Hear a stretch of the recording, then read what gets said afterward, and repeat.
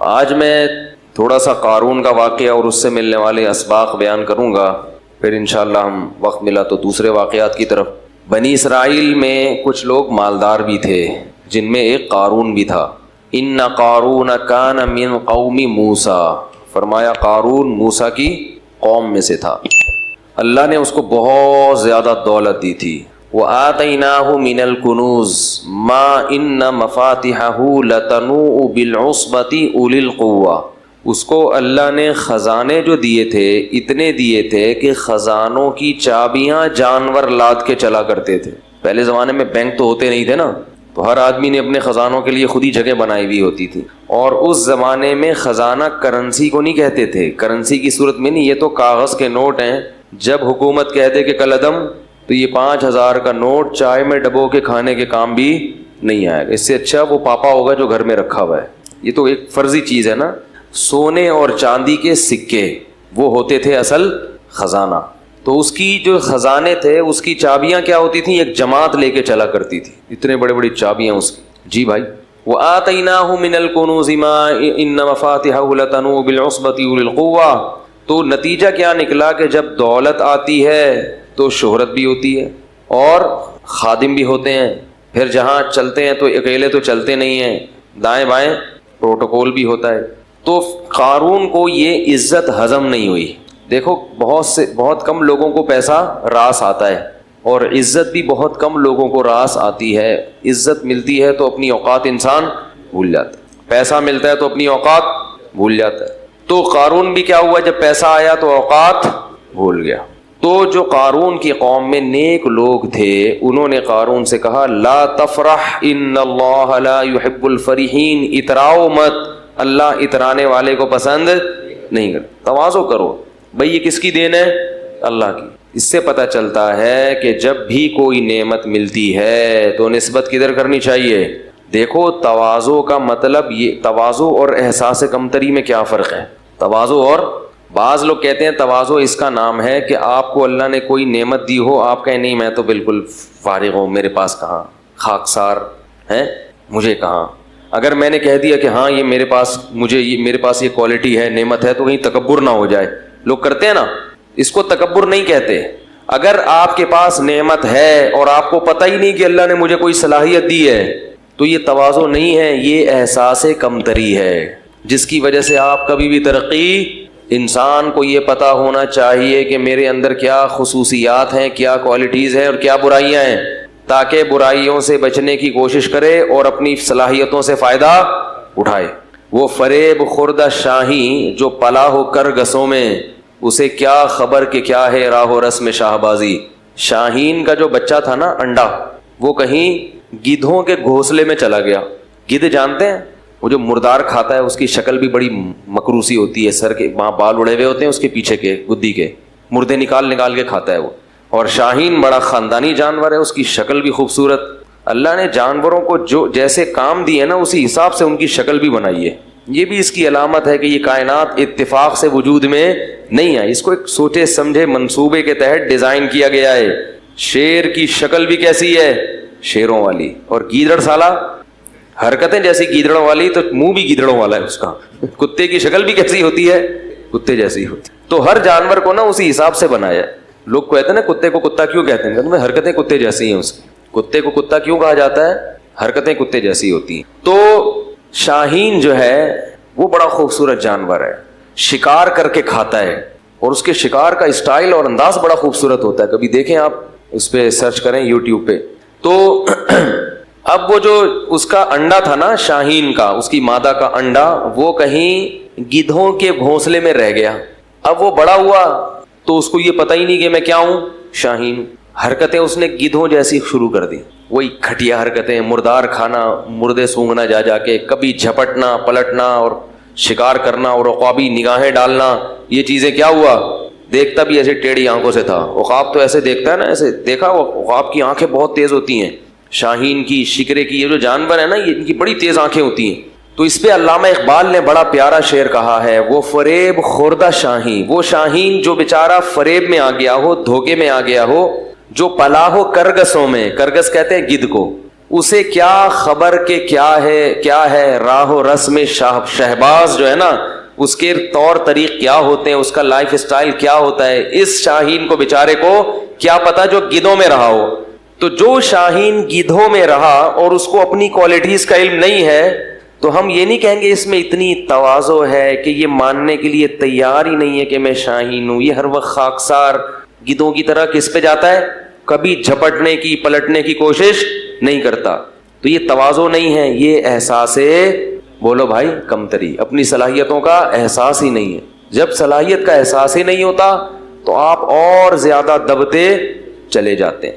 اس لیے انسان کو اپنی صلاحیتوں کا علم ہونا چاہیے۔ بڑی صلاحیتیں دی اللہ نے انسان کو، آپ کے پاس ایک صلاحیت نہیں ہے تو کوئی دوسری ہوگی۔ تبھی تو میں والدین سے کہتا ہوں اپنے بچوں کو گن پوائنٹ پہ ایک ہی چیز پہ مجبور نہ کیا کرو، تو ڈاکٹر ہی بنے گا، تیرا باپ ڈاکٹر تھا تو تو کیا بنے گا، ڈاکٹر بنے گا۔ بھائی اس میں نہیں ہے صلاحیت، اس کو ایسا فورس کر کر کے وہ پنچر والا بن گیا بعد میں جا کے، ٹھیک ہے، وہ کہیں کا بھی نہیں رہا، حالانکہ اس میں کسی اور چیز کی صلاحیت تھی، مگر آپ وہ نہ ادھر کا رہا نہ ادھر کا رہا۔ پنچر کی دکان کھول کے جائز کام ہے، پنچر کی دکان کوئی برا کام نہیں ہے، لیکن جو والدین بنانا چاہتے تھے وہ تو نہیں بنانا، بن گیا وہ۔ اور اگر ڈاکٹر بن بھی گیا تو لوگوں کو مارے گا وہ، کیونکہ جس چیز کی آپ میں صلاحیت نہیں ہوتی، آپ اگر وہ بن جائیں تو کیا کرتے ہیں، بن تو سب کچھ، ہمارے ملک میں ہر آدمی سب کچھ بن جاتا ہے۔ جب لوگ مفتی بن سکتے ہیں بغیر علم کے اور محقق بن سکتے ہیں، تو ڈاکٹر انجینئر کس کھیت کی مولی ہے بھائی، محقق بنے ہوئے لوگ۔ تو اس لیے اپنی صلاحیتوں کا علم نہ ہونا یہ کیا ہے، احساس کمتری۔ لیکن آپ میں کوئی صلاحیت ہے نہیں اور آپ خامخواہ میں اس خوش فہمی میں مبتلا ہے کہ میرے اندر یہ چیز ہے، اس کو کہتے ہیں خود پسندی، عجب نہیں یاری یار۔ بعض لوگوں کو میری فنٹر گیری بھی کہہ سکتے ہیں آپ، اس کو کیا کہہ سکتے ہیں، فنٹر گیری، ٹھیک ہے نا۔ یہ بھی بہت سے لوگ ہوتے ہیں خود پسندی میں مبتلا ہے، ہم چما دیگرے نیس، ہم جیسا تو کوئی ہے ہی نہیں۔ بھائی جتنے ہو اتنا ہی رہو، اس سے آگے بڑھنے کی کوشش مت کرو۔ یہ باطن کی برائیاں ہیں، دل کی برائیاں ہیں جو انسان کو تباہ کر دیتی ہیں۔ تو جو صلاحیت ہے اس کا علم ہو، مگر اس صلاحیت کو اپنا کمال اگر سمجھنا شروع کر دیا تو یہ تکبر ہے جو اللہ کو پسند نہیں ہے۔ یعنی یہ سمجھنا شروع کر دیا میرا کمال ہے، یہ آپ کا کمال نہیں ہے، یہ صلاحیت گاڈ گفٹڈ ہے، اللہ کی طرف سے آپ کو گفٹ میں ملی ہے، بلکہ بھیک میں ملی ہے۔ گفٹ تو اپنے جیسوں کو دیا جاتا ہے، ہم تو کیا ہیں، بیکاری بھیک پہ فخر۔ ابے بول لو بھائی، بھیک پہ فخر تھوڑی کرتا ہے۔ اگر اللہ نے کسی کو اچھی آواز دی، کسی کو ذہن اچھا دیا، کسی کو شکل اچھی دی، کسی کو طاقت بہت زیادہ دے دی، کسی کو دولت بہت زیادہ دے دی، تو مانے کہ اللہ نے دیا ہے مجھے، نہیں مانے گا تو ناشکری ہوگی، احساس کمتری بھی ہے، ناشکری بھی ہے۔ مانے مگر یہ کہے کہ کس کا کمال ہے، اللہ کا۔ لہذا جب یہ اقرار کرے گا اور دل میں بھی سوچے گا تو اترائے گا نہیں، کیونکہ انسان اپنی چیزوں پہ اتراتا ہے، جو بھیک میں ملی ہوئی ہو اس پہ اتراتا نہیں۔ اس کی مثال دیتا ہوں، دیکھو ایک جی نہیں کل میں نہیں ہوں گا، دنیا میں انشاءاللہ ہوں گا یہاں، اچھا ٹھیک ہے جی، کل بروز پیر مور خرگیا رجن کے پھر اعلان کرتا ہوں آخر میں۔ تو اس کی مثال ایسے جیسے کوئی بھکاری تھا، دھوتی بنیان میں آپ کے گھر آیا، پھٹے ہوئے کپڑے، بیچارے کو نہانے کے لیے پانی بھی نہیں اس کے پاس، بدبو جسم میں آ رہی ہے، نہ کھانے کو روٹی، نہ پہننے کو کپڑا، نہ سواری، کچھ بھی نہیں۔ آپ تھے بہت بڑے سیٹ، تو آپ نے کیا کیا، اس بھکاری پہ ترس کھایا، اس کو پہلے تو واش روم لے گئے، اس کی سروس کروائی۔ آپ اتنا میلا ہو چکا تھا کہ دھونے سے کام نہیں چلا، اس کی باقاعدہ سروس کروائی، ڈیٹول سے تیزاب سے دھویا آپ نے اس کو، ٹھیک ہے نا، میل نکلا اس کے اندر سے۔ پھر آپ نے اس کو 3 پیس سوٹ پہنایا، ٹائی 3 پیس سوٹ، پوری صفائی کی، اس کی اسپرے کیا اس کے اوپر خوشبو کا۔ پھر آپ نے اس کو اچھا مرغن سا کھانا کھلایا، اس کی جیب میں آپ نے نوٹوں کی گڈی ڈال دی، اسے اچھی سی آپ نے گاڑی دی، تو وہ شرم سے گڑا جائے گا نا، ہے یا ان چیزوں کے بعد وہاں کھڑے ہو کر یوں کرنا شروع کر دے گا اور ایسے ایسے اپنا سینہ کرنا شروع کر دے گا، اور گاڑی والے کیا ہے بھائی کون ہو، کس سے ملنے آئے ہو، جانتے نہیں ہو میں کون ہوں، ایسا کرے گا۔ وہ باہر نکلے گا اتنی شرم سے گاڑی میں بیٹھے گا، یار میں کہاں اور یہ سوٹ کہاں، یہ گاڑی کہاں، میں تو رکشے کے بھی قابل نہیں ہوں، اور مجھے اس سیٹھ نے کیا کیا میرے لیے۔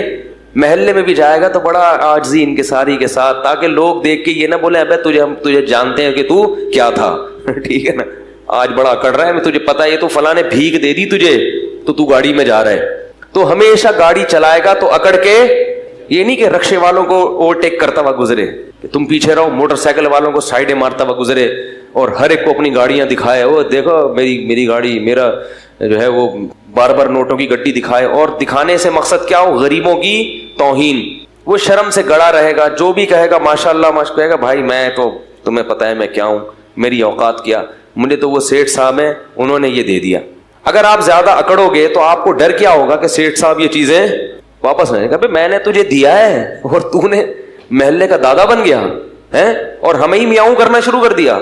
آپ اسی سیٹھ کو ہی میاؤں کر رہے ہو بعد میں آ کے, کون ہے بے تو سیٹھ بولے گا یہ پاجامہ اتار, بولے گا نا یہ تو نے پاجامہ پہنا ہوا ہے نا, یہ اتار, چل شاباش. تو اسی طرح بالکل اللہ کا معاملہ ہے. اللہ کہتے ہیں میری نعمتیں حاصل کرو, ان کو استعمال بھی کرو, اکڑو نہیں, غریبوں کی توہین مت کرو. گاڑی والا رکشے والے کو حقیر مت سمجھے, رکشے والا پیدل والے کو حقیر مت سمجھے. لوگوں سے یہ نہ کہو میرا کمال, میرا کمال, بولو کس کی دین, اللہ کی دین. شکر گزار بنو, شکر سے انسان میں اور عاجزی پیدا ہوتی ہے, اور تکبر سے انسان میں اکڑ پیدا ہوتی ہے, فرعونیت پیدا ہوتی ہے. سمجھ رہے کہ نہیں سمجھ رہے؟ تو قارون میں بھی ٹیکنیکل فالٹ ہو گیا تھا کہ اس کے پاس جب پیسہ آیا تو اپنی اوقات کو بھول گیا. اللہ بھی جب یہ تو سب اللہ دے رہا ہے نا, اور ہم بھی اپنی اوقات کو بھول جاتے ہیں. ہماری اوقات کیا ہے؟ ایک بزرگ تھے, ان سے کسی وقت کے متکبر نے کہا کہ تو مجھے جانتا نہیں ہے میں کون ہوں. بزرگ کے سامنے اس نے کیا کہا کہ آپ کس سے بات کر رہے ہو, آپ کو پتہ نہیں ہے میں کون ہوں؟ تو ان بزرگ نے کہا میں تیرا ماضی بھی جانتا ہوں, تیرا حال بھی جانتا ہوں, اور تیرا فیوچر بھی, مستقبل بھی جانتا ہوں. وہ بڑا حیران ہوا کہ اس کو تو میرے بارے میں ساری معلومات ہیں, پھر یہ ایسے مجھ سے ایسے کیوں بات کر رہے ہیں؟ انہوں نے کہا بتا میرا ماضی کیا ہے. اس کا خیال تھا یہ بتائیں گے تو بہت بڑے وڈیرے کا بیٹا ہے, سردار کا بیٹا ہے, یہ تیرا ماضی ہے. حال یہ کہ تو خود سردار ہے, مستقبل یہ کہ اگلے الیکشن میں تو ہی صدر بننے والا ہے. تو اس کا خیال تھا کہ یہ میرا ماضی اور حال اور مستقبل بتایا جائے گا. آواز آ رہی ہے سب لوگوں کو؟ تو اس نے کیا بتایا ان بزرگ نے, ان کا تیرا ماضی یہ کہ تو پانی کا ایک گندا اور غلیظ قطرہ تھا, کپڑوں پہ لگ جائے تو دھوئے بغیر نماز نہ ہو, جسم سے نکلے تو غسل کیے بغیر طہارت حاصل نہ ہو. وہ غلیظ چیز تھی جس سے اللہ نے تجھے بنایا. اور حال یہ ہے کہ تیرے پیٹ میں ابھی بھی کئی کلو گندگی بھری ہوئی ہے, ذرا سی ہوا خارج ہو گندگی نہ نکلے, صرف وہاں ہوا جو پاس ہو کے آئے گی نا وہی اگر نکل آئے تو لوگ اپنی ناک کو پکڑ کے بھاگ جائیں گے یہاں سے. ہر وقت پیٹ میں گندگی لے کے تو کیا کرتا ہے, گھومتا ہے 24 گھنٹے. اور تیرا مستقبل یہ ہے کہ ادھر تیری روح نکلی اور ادھر تیرے جسم میں سڑاند پیدا ہونا شروع, پھول کے پھٹ کے کیڑے پڑ جائیں گے. اس زمانے کے لوگ بڑے نرم دل ہوتے تھے, فوراً وہ توبہ کر لی. اس نے کہا آپ نے بالکل صحیح کہا. اصل تو یہ ہے ماضی بھی گندا, حال بھی گندا, اور مستقبل تو بہت ہی گندا. تو یہ انسان اپنی اوقات بھولتا ہے اور پھر کیا کرتا ہے, وہ میں اکڑ. غریبوں کو, جو اپنے سے کمتر لوگ ہیں ان سے تمیز سے بات کرنا چھوڑ دیتا ہے. یہ بہت غضب والی بات ہے. تو فرعون صاحب بھی, قارون بھی اپنی اوقات, جب بھی انسان اپنی اوقات بھولے نا تو واش روم میں سوچنا چاہیے کہ ہماری اوقات ہے کیا, کتنی گندگی, کتنے عیب اللہ نے انسان کے ساتھ لگا دیے ہیں. اس لیے انسان, ہمارے حضرت فرمایا کرتے تھے کہ تکبر ہمیشہ احمق اور بے وقوف آدمی میں ہوتا ہے, عقل مند کبھی بھی متکبر نہیں ہوگا. ہمیشہ یہ احمقوں اور بے وقوفوں کا کام ہے. عقل مند کو پتا ہوتا ہے کہ ہماری حیثیت کیا ہے. 2 منٹ لگتے ہیں عزت جانے میں بھی, دولت جانے میں بھی, صحت جانے میں بھی. بڑے بڑے پہلوان ہیں, کوئی بیماری لگی ہڈیوں کا ڈھانچہ بن گئے, 2 منٹ لگتے ہیں انسان کو تباہ ہونے میں, پھر بھی اکڑتا ہے میں یوں میں یوں میں یوں. تو قارون کو حضرت موسیٰ علیہ السلام نے فرمایا, ان کی قوم نے کہا لا تفرح, اتراؤ مت, ان اللہ لا يحب الفرحین. یاد رکھو اگر کسی کو اللہ نے دولت دی ہے, وہ اچھی گاڑی میں گھومتا ہے, اس کے ساتھ نوکر چاکر ہوتے ہیں, تو یہ عمل شریعت میں ناجائز نہیں ہے. بعض لوگ نا شریعت کو سمجھتے نہیں ہیں اور ہر جگہ فٹ کرنا شروع کر دیتے ہیں قرآن کی آیتیں. اترانا کسے کہتے ہیں یہ میں نے آپ کو بتا دیا. محض خادم کثرت سے رکھنا, خدمت گزار. اگر اللہ نے آپ کو پیسہ دیا تو آپ خادم رکھ سکتے ہو, 10 خادم رکھو, آپ خادم بھی رکھو, گاڑی بھی اچھی رکھو, کپڑا بھی اچھا پہنو, لگژری لائف اسٹائل اختیار کرو. تو اللہ کی نعمتوں سے لطف اندوز ہونا یہ تکبر نہیں ہے, اللہ کی نعمتوں پہ اترانا یہ کیا ہے, تکبر ہے.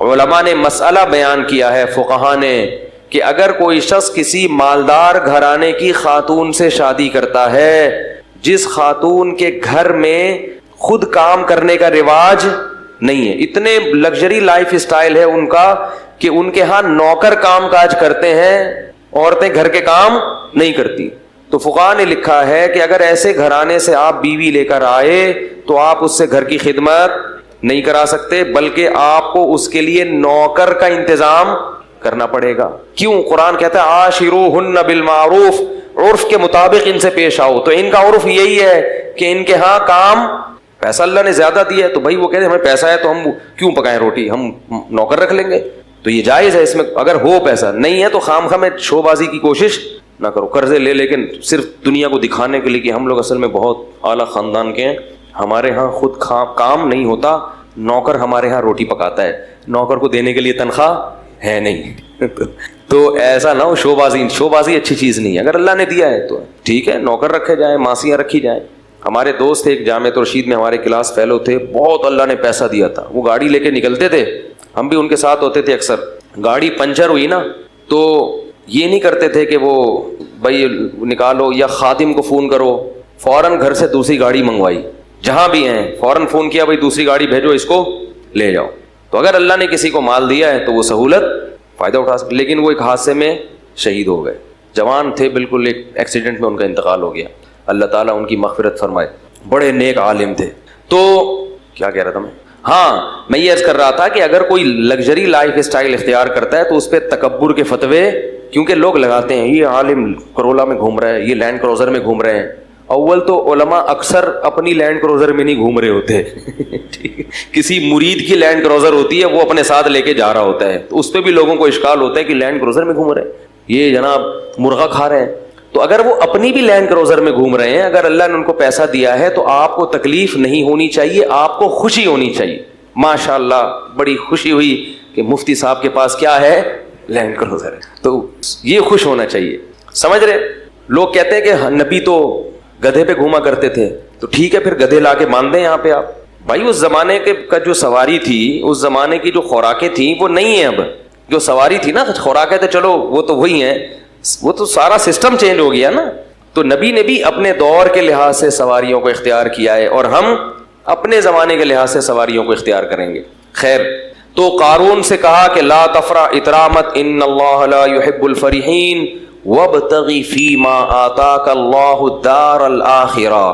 ہر پیسے والے کو یہ حکم ہے جو قارون کو دیا جا رہا ہے کہ اللہ نے تجھے جو نعمتیں دی ہیں اس سے آخرت کی فکر بھی کر، کیونکہ پیسے سے جیسے دنیا کے مزے حاصل ہوتے ہیں آخرت کے مزے بھی پیسے سے حاصل ہو سکتے ہیں۔ سارا دنیا پہ ہی لگا رہا ہے، آخرت کے لیے بھی تو کوئی ڈپازٹ کر۔ بھائی اللہ نے آپ کو اتنا پیسہ دیا ہے، اتنے نوکر چاکر سب، تو کچھ حصہ آخرت کے لیے بھی تو رکھو کہ میرے گناہوں کی معافی میں وہ کام آئے، آخرت کے لیے تو کچھ کر ہی نہیں رہا۔ اور ولا تنس نصیبک من الدنیا، اور اے قارون یہ مت بھول کہ تو نے دنیا میں رہنا کتنا ہے، جتنا دنیا میں حصہ ہے نا اس کو بھولنا نہیں ہے، وہ بہت تھوڑا سا ہے۔ دولت تو ہے اتنی مگر عمر لمبی، بھائی آپ ارب پتی بن سکتے ہو، پوری دنیا کی دولت خرید سکتے ہو، مگر عمریں 60-70 سال سے اوپر تجاوز نہیں کرتی، تو کھا تھوڑی سکتے ہو اتنا، کھا تو اتنا ہی، پیٹ بھی اتنا ہی ہے، روٹی بھی 2 ہی کھا سکو۔ اب ایک آدمی کے پاس کروڑوں روپے آ گئے تو کیا کھائے گا وہ؟ بھائی غریب تھا تو ناشتہ ہی نہیں کرتا تھا، ذرا پیسہ زیادہ آ گیا تو پراٹھا کھا لیا اس نے، اور پیسہ آ گیا تو پراٹھے کے ساتھ انڈا بھی ہو گیا، اور کیا کرے گا؟ بریڈ کھا لے گا، اور کیا کر لے گا؟ بھائی پیٹ تھوڑی بڑا ہو رہا ہے، تو ایک حد ہے، اس سے آگے نہیں ہو سکتا۔ تو کہا کہ دنیا میں کتنا رہنا ہے اس کو بھول مت، تو تیری دولت سے ایسا لگ رہا ہے کہ تو ہمیشہ یہاں رہنے کے لیے آیا ہے۔ کتنی اچھی نصیحت تھی، ذرا سی بھی سینس ہوتی تو فوراً مان لیتا۔ اور ایک بات یہ بھی کی، احسن کما احسن اللہ الیک، جیسے اللہ نے تجھ پر احسان کیا ہے تو بھی اللہ کی مخلوق پر احسان۔ تیرے پاس اتنا ہے، یہاں لوگوں کو کھانے کی روٹی نہیں، بنی اسرائیل پہ ظلم ہو رہا ہے، تو بھی کیا کر، اپنی قوم کے لوگوں پہ خرچ کر، آخرت بنا اس سے، آخرت۔ تو جواب میں کیا کہتا ہے؟ وَأَحْسِن كَمَا أَحْسَنَ اللَّهُ إِلَيْكَ إِنَّ اللَّهَ يُحِبُّ الْمُحْسِنِينَ۔ تو جواب میں کہتا ہے انما اوتیتہ علی علم عندی، یہ میں نے اپنی مہارت اور اپنی محنت سے کمایا ہے۔ مجھے اللہ نے، میرے پاس دماغ کیسا ہے؟ خاص دماغ ہے، اس دماغ کو لڑا کے میں نے کیا کیا ہے؟ تو میں نے کمایا ہے, جو غریب ہے وہ اپنی مرضی سے غریب ہے, میں نے تھوڑی کہا کسی کو غریب بنو. آج مالدار آدمی یہ بات زبان سے کہتا نہیں ہے مگر دل میں ہوتی یہی ہے کہ بھائی وہ نہیں, میں نے ایکچولی وہ ہے محنت نہیں کر سکے, میں نے تو اتنی محنت کی ہے, میں تو ایسا دماغ لڑایا ہے, تو میں اپنا پیسہ کسی اور کو کیوں دوں. حالانکہ محنت بہت لوگ کرتے ہیں, ملتا ہر ایک کو. اگر محنت میں ملتا تو مزدور سب سے مالدار ہوتے ہیں, سب سے زیادہ محنتی کون ہوتے ہیں؟ گڑھا کھودنے والے. اور اگر ذہانت پہ ملتا تو بے وقوف تو بیچارے بھوکے مر جاتے. میں نے اپنی زندگی میں زیادہ تر, سب کی بات نہیں کر رہا, زیادہ تر بے وقوفوں کے پاس پیسہ دیکھا ہے. سب نہیں, بہت ذہین لوگوں کے پاس بھی ہوتے ہیں, لیکن زیادہ تر کس کے پاس ہوتا ہے؟ امام شافعی نے اسی لیے تو کہا لو کان بالحیل الغنا لوجدتنی بنجوم اقطار السماء تعلقی لكن من رزق الحجا حرم الغنا ضدان مفترقان ای تفرقی. کہتے ہیں جس ایسا لگتا ہے, امام شافعی کہتے ہیں جس کو اللہ نے عقل دی ہے اس سے رزق چھین لیا. ٹھیک ہے, جس کے پاس دماغ ہے اس کے پاس اکثر جیبیں بیچارے کی خالی ہوتی ہیں. ضدان مفترقانی, کہتے ہیں ایسا لگتا ہے یہ دونوں ایک دوسرے کی بالکل اپوزٹ ہیں, جمع ہی نہیں ہو سکتے. ہوتے ہیں لیکن ایک شاعری میں تو تھوڑا مبالغہ کیا جاتا ہے نا کسی بات کو بتانے کے لیے.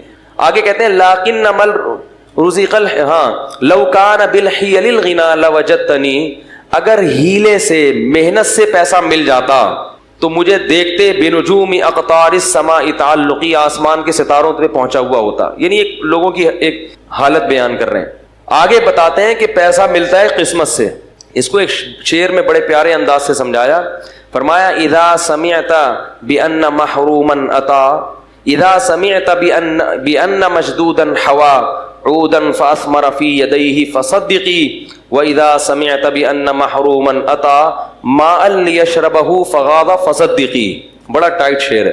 کہتے جب تم سنو کہ ایک خوش قسمت آدمی تھا, کوئی اسباب نہیں, اس کے پاس کوئی وسائل نہیں, لیکن اس نے کیا پکڑا, ایک ٹہنی پکڑی اور ٹہنی نے اس کے ہاتھ میں پھل دینا شروع کر دیے, تو تصدیق کر دیا کرو خوش قسمتوں کے ساتھ ایسا ہوتا ہے. ان کو پودے لگانے کی ضرورت, کھیتی باڑی کی ضرورت نہیں ہوتی, وہ جس کام میں ہاتھ ڈالیں وہ پھل دینا, وہ ٹہنیاں ان کے ہاتھوں میں پھل دیتی ہیں. اور کہا کہ وَإِذَا سَمِعْتَ بِأَنَّ مَحْرُومًا أَتَى مَاءً لِيَشْرَبَهُ فَغَاضَ فَصَدِّقِي, اور جب سنو کوئی بدقسمت آدمی ہے جس کے کام اللہ نے ارادہ کیا کہ صحیح ہو گئی نہیں, تو اس کو بیچارے کو پیاس لگی, پانی نظر آیا اور دیکھا کنواں پانی سے کیا ہے بھرا ہوا, وہ خوش ہو گیا, چلو پانی تو ملے گا, چلو کچھ نہیں مل رہا پانی تو ملے گا. وہ کنویں کے قریب آیا اور پانی اس کو دیکھ کے نیچے ہو گیا. انہوں نے کہا فحققی, اس کی بھی تصدیق کر دیا کرو, بدقسمتوں کے ساتھ ایسا ہوتا ہے. سارے اسباب ہوتے ہیں لیکن ان کو نہیں ملتا. تو یہ سب کس کی دین ہے بھائی؟ اللہ کی. یبسط الرزق لمن یشاء, جس کے لیے چاہتا ہے رزق کے دروازے کھول دیتا ہے. ویقبض, جس کے لیے چاہتا ہے دروازے بند کر دیتا ہے. جس کو رزق کثرت سے دیتا ہے اس کو بھی آزماتا ہے, اور جس پہ رزق کے دروازے تنگ کرتا ہے اس کو بھی آزماتا ہے. تو یہ بتا دیتا ہے کہ جس کے پاس پیسہ ہے اس کو اترانے کی ضرورت نہیں, تھوڑے دن میں یہ بھی چھن جائے گا. اور جس کے پاس غربت ہے اس کو بے صبری کی ضرورت نہیں ہے, یہ غربت تھوڑے دن میں ختم. مر جاؤ گے تو پھر نوٹوں کی کفن میں جیب اس لیے تو نہیں ہوتی نا, کفن میں تو کچھ بھی نہیں ہے. قبر کھود کے دیکھو تو پتہ ہی نہیں چلے گا کہ یہ کوئی مالدار آدمی تھا, غریب تھا, آفیسر تھا, چپڑاسی تھا, سب ایک ہی طرح کے کپڑے پہن کے سو رہے ہوتے ہیں, کوئی پتہ ہی نہیں چلتا. کیڑے سب پہ ایک ہی جتنے ہوتے ہیں. یہ نہیں کہ غریب کی لاش پہ کیڑے زیادہ ہوں گے, دولت مند کی لاش پہ کیڑے کم ہوں گے کہ یہ آفیسر تھے, ایسا نہیں ہے. کیڑے یہ نہیں دیکھتے, ٹھیک ہے نا. تو اس کو یہ کہا تو وہ جواب میں کیا کہتا ہے, انما اوتیتہ علی علم عندی, بھائی میرے پاس ایسے ہنر ہے, ایسے فنون ہیں جن کی وجہ سے میں نے پیسہ کمایا. اللہ کو غضب آیا, اللہ نے فرمایا اولم یعلم ان اللہ قد اہلک قبلہ من القرون, اس کو پتہ نہیں ہے کہ تجھ سے بڑے بڑے لوگ اللہ نے ہلاک کر دیے پہلے, ان کے واقعات سے عبرت حاصل کر. فخرج علی قومہ فی زینتی, ایک دن اپنے جاہو لشکر کے ساتھ, اپنی زینت کے ساتھ نکلا کہیں باہر. قال الذین یریدون الحیات الدنیا, وہ لوگ جو لوگوں کی گاڑیاں بنگلے دیکھ کے رالیں ٹپکاتے ہیں نا, وہ کہنے لگے یا لیت لنا مثل ما اوتی قارون, ہائے کاش ہمیں بھی کچھ ایسا, ہمیں تو کوئی سالہ پوچھتا ہی نہیں ہے. کہتے ہیں نا لوگ, ایک آدمی ایک محلے میں گیا نا, کہہ رہے شکر ہے میری عزت نہیں ہے اس محلے میں. لوگوں نے پوچھا کیوں, کہہ رہے ورنہ بےزتی ہو جاتی بہت, آج میں نے کام ایسا کیا ہے کہ اگر عزت ہوتی تو بےزتی ہو جاتی. ایسے ایسے لوگ بھی ہیں, عزت ہی نہیں ہے, کوئی پوچھتا ہی نہیں ہے. تو وہ دیکھ کے کیا کہنے لگے, مائیں جب دیکھتی ہے نا یہ منظر تو چاہتی ہمارا بیٹا بھی کیا بنے, یہ بنے, ایسی عزت, یہ لشکر ہو. تو اللہ فرماتے ہیں قال الذین اوتوا العلم, جن کو اللہ نے علم دیا تھا نا انہوں نے کیا کہا, جو علماء تھے, ویلکم, تم تباہ ہو جاؤ. اپنی قوم سے کہہ رہے ہیں, ناس ہو تمہارا, ثواب اللہ خیر لمن آمن وعمل صالحا, اللہ نیک لوگوں کو جو آخرت میں بدلہ دے گا وہ اس سے کئی گنا بہتر ہے. اس پہ تو کبھی رشک نہیں آیا کہ یہ اتنی تہجد پڑھتا ہے, یہ اتنی تلاوت کرتا ہے, یہ اتنے صدقات و خیرات کرتا ہے, یہ خیر کے تمام کام کر رہا ہے, آخرت میں کہاں ہو گئی ہے. اس کو دیکھ کے تو کبھی بھی رشک نہیں آیا کہ ہائے کاش ہمیں بھی اللہ ایسی توفیق دے دے, ہائے کاش ہم بھی شریعت پر ایسے چلتے. جو اصل ہے, اور یہ جو فنا ہونے والی ہے, جس کا تمہیں پتا ہے کہ مر جائے گا, ختم ہو جائے گی, اس پہ کیا کر رہے ہو, رالے ٹپکا رہے ہو. تو ثواب اللہ خیر لمن آمن وعمل صالحا ولا یلقاها الا الصابرون. اور پھر وہ اہل علم خود ہی کہنے لگے کہ یہ صفت صبر کرنے والوں کو عطا ہوتی ہے. فوراً کسی کی چمک دھمک دیکھ کے جو فوراً پیچھے پڑ جاتے ہیں نا, ان کو اللہ ان میں یہ خاصیت پیدا نہیں کرتا کہ وہ دینداروں کو دیکھ کے رش کرے. اب ہوا کیا, حدیث میں آتا ہے, یہ قرآن میں تو اجمالی ہے, حدیث میں تفصیل ہے, کہ حضرت موسیٰ علیہ السلام فرعون کو قارون کو بار بار نصیحت کرتے تھے, زکوٰۃ دو, زکوٰۃ دو, خیال کرو, ظلم مت کرو. تو قارون کو نا چڑ ہو گئی کس سے, موسیٰ علیہ السلام سے. اس زمانے میں بھی بعض لوگوں کو علماء سے چڑ ہو جاتی ہے. جو سیکولر طبقہ ہے نا, ان کو بہت زیادہ چڑ ہوتی ہے علماء سے, کیونکہ ان کی راہ میں سب سے بڑی رکاوٹ کون ہوتے ہیں, علماء ہوتے ہیں. تو وہ بدنامی کا کوئی موقع ہاتھ سے جانے نہیں دیتے. تو اس کو چڑ ہو گئی. اس کمبخت نے کیا کیا, بدبخت نے ایک عورت کو خریدا, جوان عورت, اور اس کو ٹھیک ٹھاک پیسے کی لالچ دی کہ میں تجھے بہت نواز دوں گا, کروڑوں روپے جو بھی اس زمانے کے ہوں گے, تو نے صرف یہ کرنا ہے کہ معاذ اللہ نقل کفر نباشت, تو نے حضرت موسیٰ پہ زنا کی تہمت لگا دی, بدکاری کی. عورت جب یہ کسی پر فحش تہمت لگاتی ہے نا, تو لوگ فوراً یقین کہتے ہیں یہ تو عورت خود کہہ رہی ہے. یاد رکھو, عورت کی تہمت پر یقین کرنا جائز. میں یہ نہیں کہہ رہا کہ عورت ہمیشہ غلط تہمت لگاتی ہے, مگر خواتین تہمت لگانے میں جب کسی سے دشمنی ہو جائے نا, تو سب سے بڑا حربہ عورت کے پاس کیا ہوتا ہے, کسی پر فحش تہمت, کہ اس سے میرے سے تعلقات ہیں, اس کے ناجائز تعلقات ہیں, اور اس نے میرے سے یوں کیا اور ایسے کیا. تو لوگ فوراً یقین کر لیتے ہیں. یقین نہ بھی کریں تو بہرحال مخمسے میں کہتے ہیں کچھ چکش تو ہے, کیا کہتے ہیں, کچھ چکر تو ہے. اسی وجہ سے قرآن نے جہاں عورتوں کی بیعت کا تذکرہ کیا, وہاں یہ بھی کہا کہ نبی سے کہ جب بھی عورتوں کو بیعت کرو تو ان سے اس پر حلف لو کہ ہم کسی پر بری تہمت, بولو بھائی, نہیں لگائیں. تو یہ کیا ہوا کہ وہ اس نے, تو لوگوں کو ظاہر ہے یقین آ جاتا ہے کہ وہ عورت کہہ رہی ہے. اور بنی اسرائیل تھے بھی تھوڑے سے نالائق تو تھے, وہ جو کامل ایمان والے تھے وہ تو یقین نہیں کرتے کہ بھائی پیغمبر ایسا نہیں کر سکتے, لیکن کچھ چکر میں تو پڑے جاتے نا. تو وہ عورت کو جب لایا گیا, حضرت موسیٰ علیہ السلام بھی آئے, تو پھر اس عورت, جب حضرت موسیٰ پہ اس عورت کی نظر پڑی تو وہ ڈر گئی.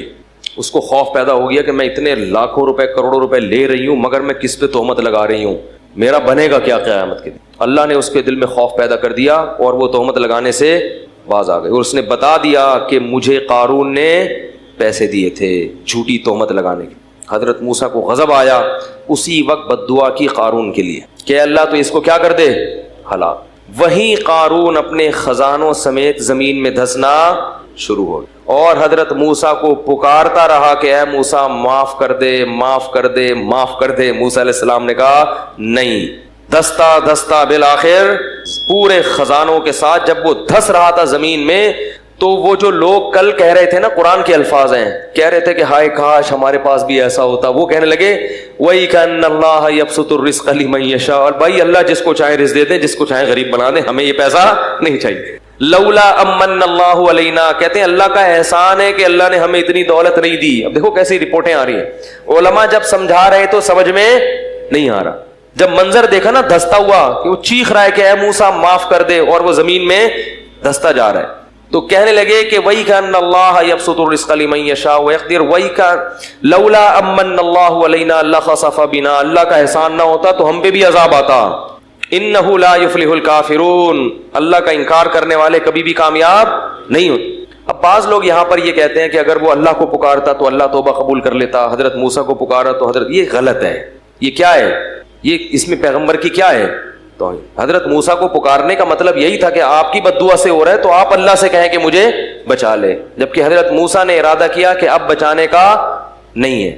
اور پیغمبر اپنی قوم کے بہت خیر خواہ ہوتے ہیں، اس لیے یاد رکھو کہ بد دعا دینا ہر صورت میں غلط نہیں ہے. جب بہت